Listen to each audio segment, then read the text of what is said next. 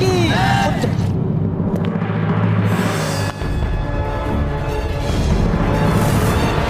आज तुमने पांडु पुत्रों की रक्षा करके और उस दिन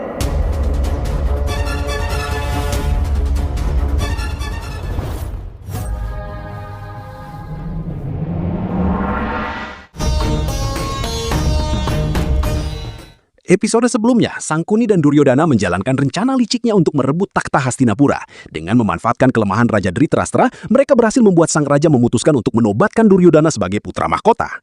Namun saat persiapan penobatan berlangsung, Gandhari menolak keputusan itu. Ia tidak mengerti bagaimana sebuah perayaan bisa dilakukan ketika Maharaja Pandu baru saja wafat. Gandhari mengingatkan bahwa Vidura sedang tidak berada di kota dan Bhisma juga belum kembali. Menurutnya keputusan sebesar itu tidak seharusnya dilakukan secara terburu-buru. Namun Sangkuni segera membalas. Ia mengatakan bahwa kesempatan seperti ini mungkin tidak akan datang untuk kedua kalinya. Menurutnya jika kesempatan itu dilewatkan, maka Duryodhana bisa kehilangan takhta selamanya. Ketika Gandhari menyebut ritual yang dilakukan malam itu sebagai dosa, Sangkuni kembali memutarbalikkan keadaan. Ia mengatakan bahwa setiap jalan menuju Tuhan memiliki caranya masing-masing. Tradisi hanyalah aturan manusia, sedangkan tujuan akhirnya tetap sama. Mendengar itu, Sang Resi akhirnya memerintahkan agar Duryodhana segera didudukan di atas singgasana untuk memulai penobatan.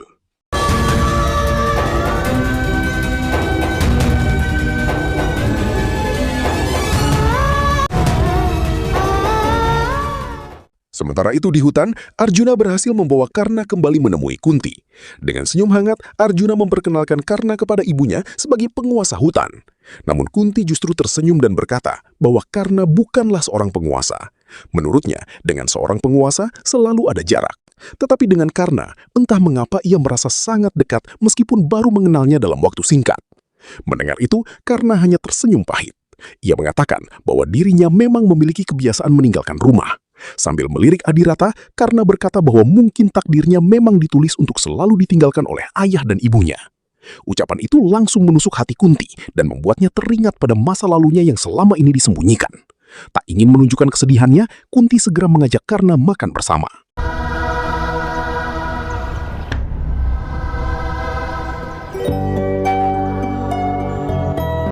Saat makanan dihidangkan, Karna merasa dirinya tidak pantas duduk bersama para pangeran. Karena itu, ia memilih menjauh dan hendak makan sendirian. Namun yang terjadi justru membuatnya terkejut. Kelima Pandawa mendekatinya sambil membawa makanan mereka sendiri. Dengan senyum ramah, mereka bertanya, "Wahai penguasa hutan, apakah rakyat biasa diperbolehkan makan bersama Anda?" Karna hanya mengangguk pelan. Dan untuk pertama kalinya, Karna duduk makan bersama para Pandawa tanpa memandang perbedaan kasta maupun kedudukan.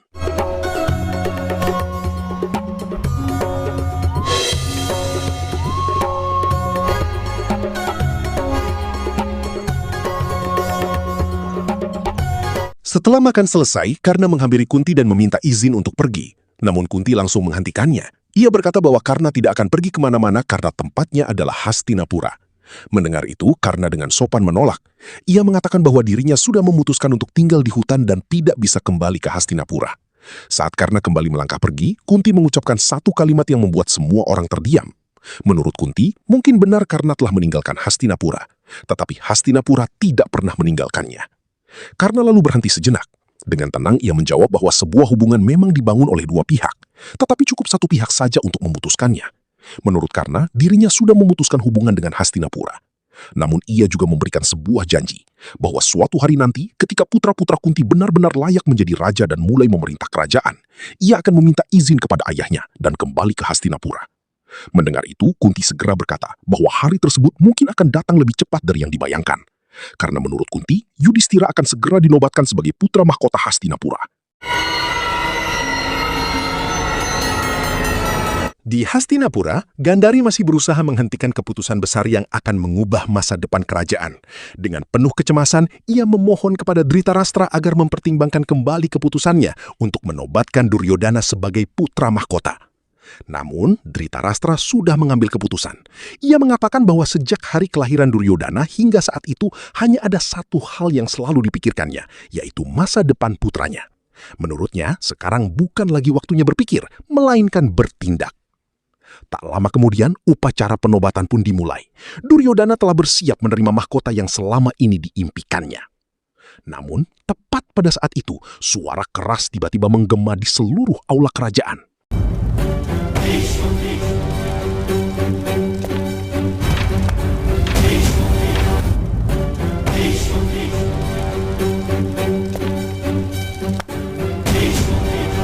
Bisma datang dan langsung menghentikan upacara tersebut. Dengan tegas ia menyatakan bahwa penobatan Duryodana tidak dapat dilakukan.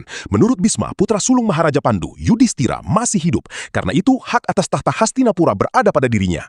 Sangkuni segera mencoba membela keputusan itu. Ia mengatakan bahwa upacara telah dimulai dan tidak seharusnya dihentikan di tengah jalan. Namun Bisma tetap berdiri teguh. Ia mengatakan bahwa mereka tidak memiliki hak untuk memulai upacara tersebut. Bahkan mereka juga tidak memiliki hak atas tahta itu. Jika upacara sudah dimulai, maka satu-satunya orang yang berhak dinobatkan adalah Yudhistira.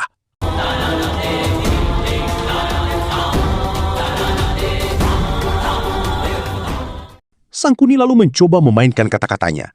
Ia bertanya kepada Bisma, apakah setelah wafatnya Pandu, Dhritarashtra bukanlah penguasa Wangsakuru?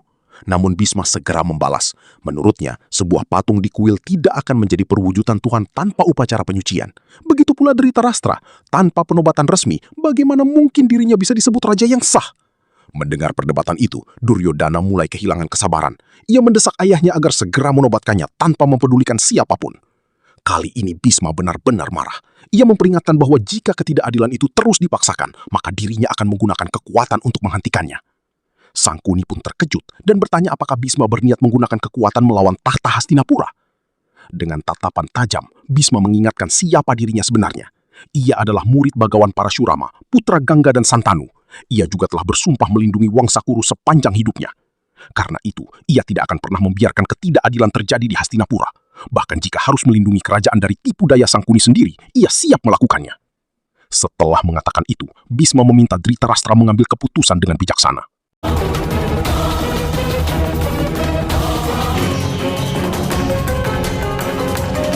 Sementara itu, di hutan, Kunti masih berusaha membujuk Karna agar kembali ke Hastinapura.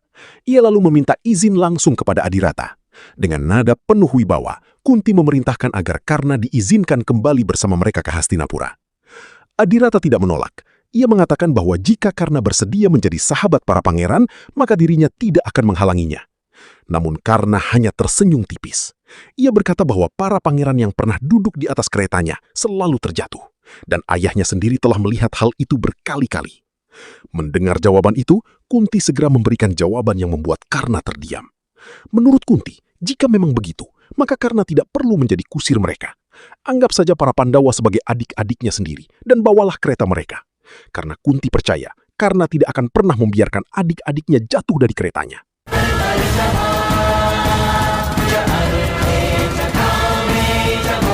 Saat mendengar kata-kata itu, Karna kembali teringat pada janji Bisma, janji tentang ujian besar yang akan dilaksanakan pada hari Basan Pancami, ketika Bisma sendiri akan menaiki keretanya untuk menguji kemampuannya.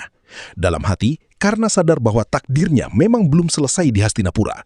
Ujian itu telah menunggunya, dan mungkin takdir Bisma juga terhubung dengan hari tersebut.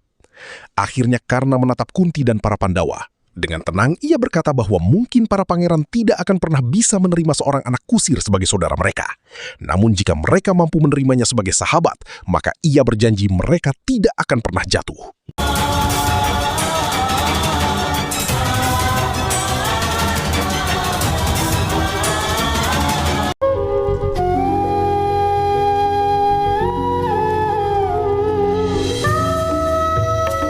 Saat Radha masih larut dalam kerinduannya kepada Karna, tiba-tiba Son berlari masuk dengan wajah penuh kegembiraan.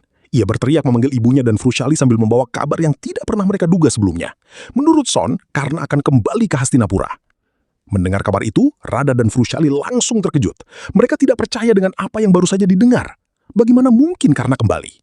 Bukankah ia telah meninggalkan Hastinapura untuk selamanya dan memilih hidup di hutan? Namun Son sendiri tidak mengetahui alasannya.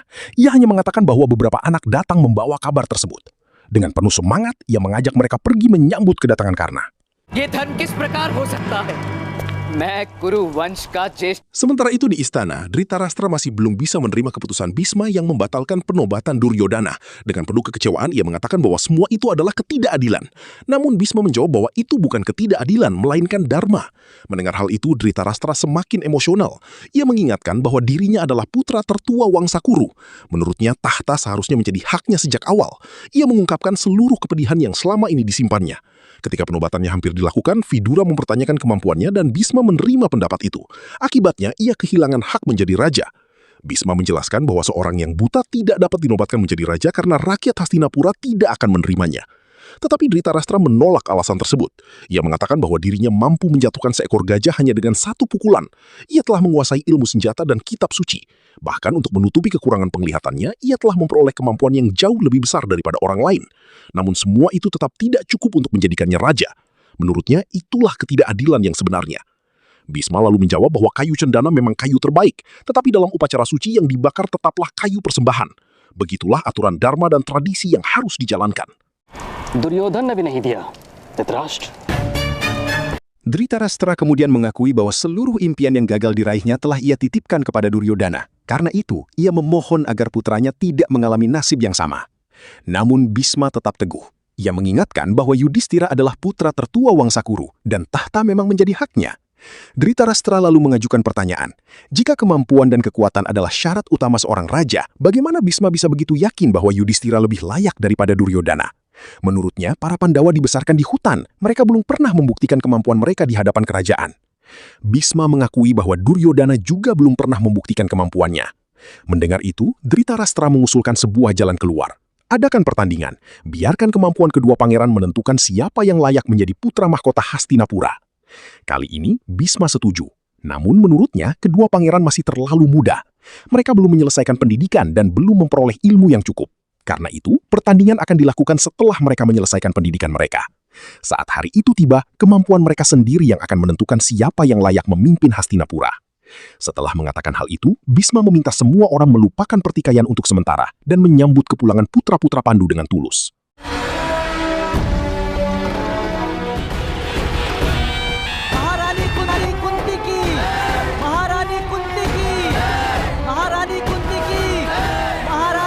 Tak lama kemudian, rombongan Pandawa akhirnya memasuki gerbang Hastinapura. Dari kejauhan, Sangkuni menunjuk ke arah mereka sambil berbicara kepada Duryodhana. Ia meminta keponakannya memperhatikan baik-baik 5 bersaudara itu. Menurut Sangkuni, merekalah orang-orang yang telah menggagalkan penobatan Duryodhana sebagai putra mahkota. Mendengar itu, kemarahan Duryodhana dan Dursasana semakin membesar, terlebih ketika mereka melihat Karna berada bersama para Pandawa dan membawa kereta mereka. Di sisi lain, Brushali yang menyaksikan pemandangan itu juga merasa heran. Ia tidak percaya Karna yang selama ini terluka oleh perlakuan para ksatria, kini justru berada di tengah-tengah mereka. Menurutnya, hati Karna telah lama terbakar oleh penghinaan para ksatria. Karena itu sangat sulit dipercaya jika Karna bersedia menjadi kusir bagi mereka. Sementara itu, Sangkuni terus menanamkan racun kebencian ke dalam hati Duryodhana. Ia mengatakan bahwa tidak ada guru yang lebih baik daripada musuh. Pelajarilah kekuatan musuhmu, karena musuh sendirilah yang akan menunjukkan jalan menuju kekalahannya. Lalu sambil menatap para Pandawa yang memasuki Hastinapura, Sangkuni menegaskan bahwa saudara-saudara itulah musuh mereka, dan menurutnya mereka akan selalu menjadi ancaman bagi Duryodhana. Kuntiki, Maharani Kuntiki, Maharani Kuntiki, Makuntiki.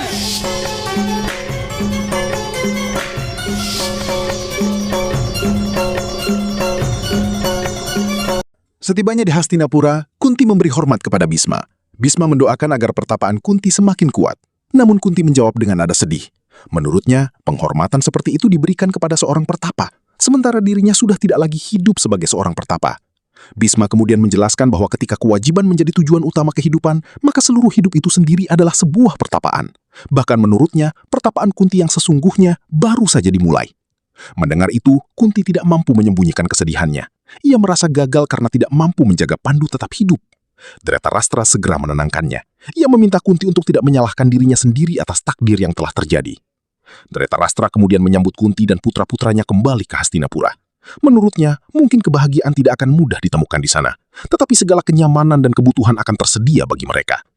Tak lama kemudian, Kunti memeluk Gandari. Dengan penuh kasih, Gandari meminta Kunti untuk tidak menahan air matanya. Menurut Gandari, dari penderitaan yang besar, seringkali lahir kebahagiaan yang besar pula.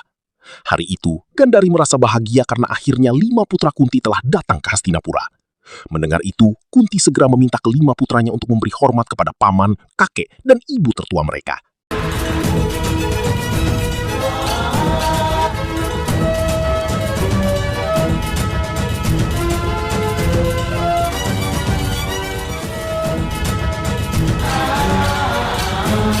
Setelah para Pandawa memberi penghormatan, Dhritarashtra mengatakan bahwa tugas pertama mereka adalah melaksanakan upacara penghanyutan Abu Maharaja Pandu. Para Pandawa pun segera menuju istana sebelum melaksanakan upacara tersebut. Di saat yang sama, Karna berdiri tidak jauh dari sana, tatapannya terus tertuju kepada Bhisma. Kemarahan dan dendam yang selama ini tersimpan masih belum hilang dari dalam hatinya. Melihat keadaan itu, Adirata segera menghampirinya.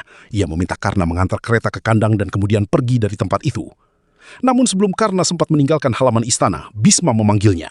Bhisma mengingatkan bahwa hari itu Karna kembali berjasa kepada keluarga kerajaan karena telah menyelamatkan putra-putra Pandu. Karna hanya tersenyum tipis. Ia mengatakan bahwa orang bijak sering berkata, sesuatu akan lebih mudah diingat jika terus diulang. Bhisma kemudian menjelaskan bahwa masyarakat berdiri karena setiap orang menjalankan tugasnya masing-masing. Semua orang memiliki peran seperti batu-batu yang membentuk sebuah bangunan. Tetapi Karna segera membalas, menurutnya jika suatu hari batu yang terkubur di dalam tanah bisa menjadi puncak bangunan, barulah ia akan mempercayai prinsip tersebut. Ucapan itu membuat suasana kembali dipenuhi ketegangan.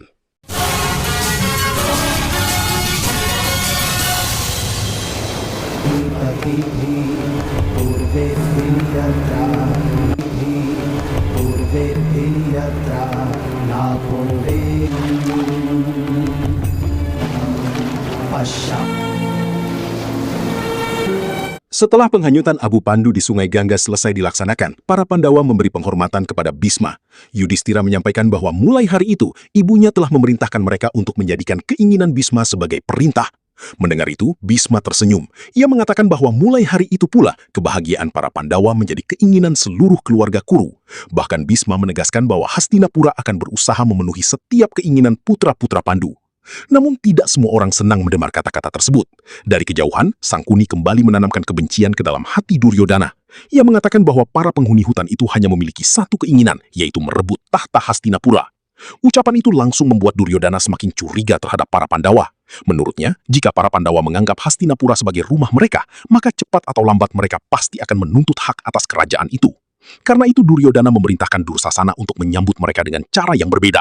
Ia ingin para Pandawa merasa bahwa Hastinapura bukanlah rumah bagi mereka, melainkan sebuah penjara.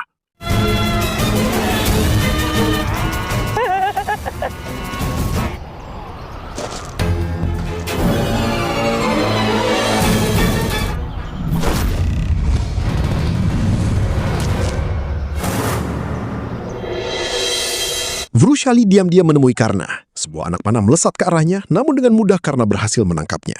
Karna kemudian berkata bahwa jika seseorang ingin membunuhnya, itu bukanlah cara yang tepat.